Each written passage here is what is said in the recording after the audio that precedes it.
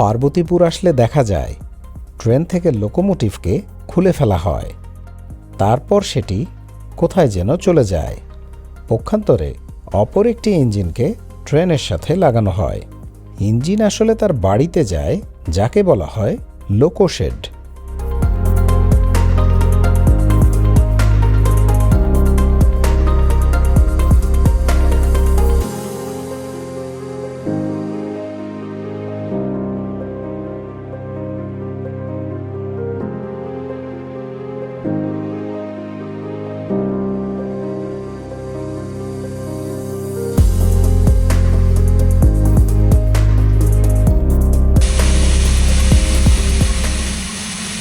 কোনো ট্রেন পার্বতীপুরে আসলে দেখা যায় একটু বেশি সময় বিরতি নেয়। এর একটি কারণ লোকোমোটিভ পরিবর্তন করে লোকোমোটিভগুলোকে নিয়ে যাওয়া হয় লোকোশেডে। পার্বতীপুর লোকোশেডে লোকোমোটিভের কিছু রক্ষণাবেক্ষণ ও হালকা মেরামতের কাজও করা হয়। সেই সাথে ডিজেল শপ থেকে ইঞ্জিন রিফুয়েলিং করা হয়। পার্বতীপুর লোকোশেডের সামনে দিয়ে তো কতবারই গিয়েছি, সামনে দিয়ে গিয়েছি, পাশ দিয়ে গিয়েছি, কিন্তু এই লোকোশেডে কখনো প্রবেশ করা হয়নি। চলুন আজকে এক ঝলক দেখে আসি পার্বতীপুর লোকোশেডের মধ্যে কি আছে। কোথায় চলে এসেছি জানেন? আমি চলে এসেছি ইঞ্জিনের বাড়িতে, মানে ট্রেনের লোকোমোটিভের বাড়ি। এটা হচ্ছে বাড়ি, ঘুমানোর জায়গা, যাই বলেন না কেন, এটাই হচ্ছে সেই জায়গা। এবং বিশাল একটি জায়গা। ওইদিকে দেখা যাচ্ছে ডেমো ট্রেন, যেগুলো বাতিল হয়ে গেছে, এখন পড়ে আছে, ওইটা এখন অনেকটা ঘুমিয়ে গেছে। আর এদিকে আছে চমৎকার লোকোমোটিভ 3320, যেটা আমি আপনাদের এর আগেও অনেকবার দেখিয়েছি। চমৎকার একটা লোকোমোটিভ 3320।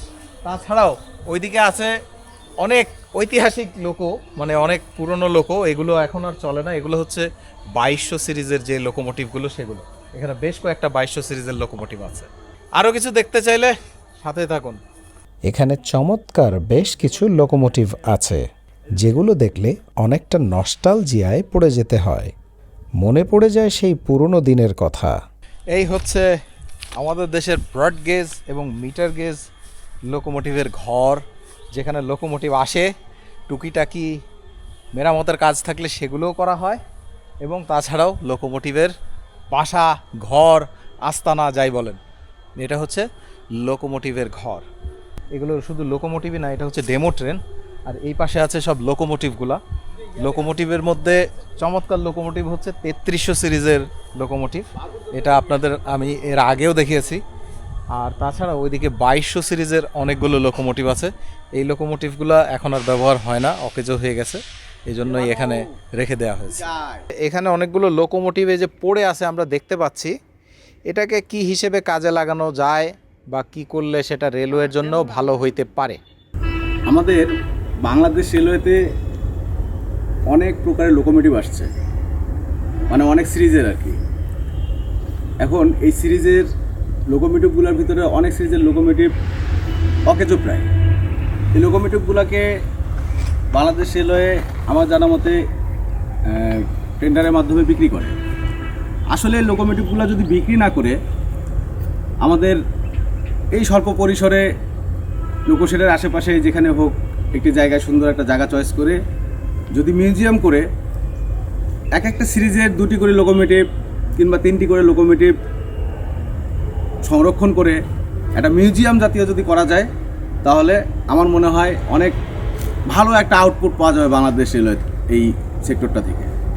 আমার মনে হয় এই লোকোমোটিভগুলো দ্বারা মিউজিয়াম করলে লোকজন অনেক কিছু জানতে পারবে, শিখতে পারবে, বুঝতে পারবে।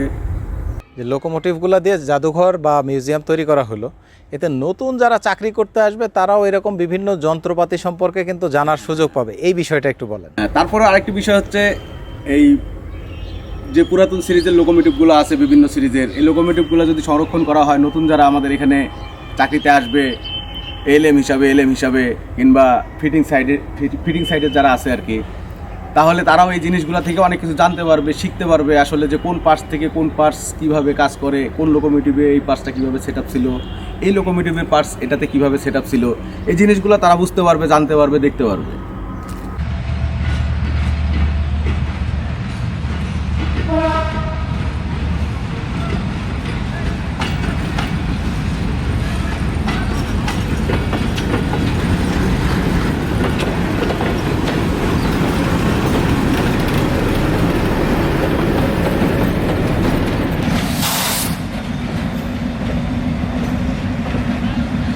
বর্তমানে ব্যবহার করা হয় এমন অনেক ইঞ্জিন ছাড়াও পুরনো, পরিত্যক্ত বা বাতিল অনেক লোকোমোটিভ এখানে রেখে দেয়া হয়।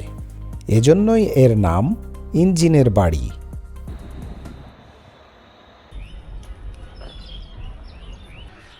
পার্বতীপুর রেলওয়ে জাংশন স্টেশনে এখানে কিছু পিলার আছে।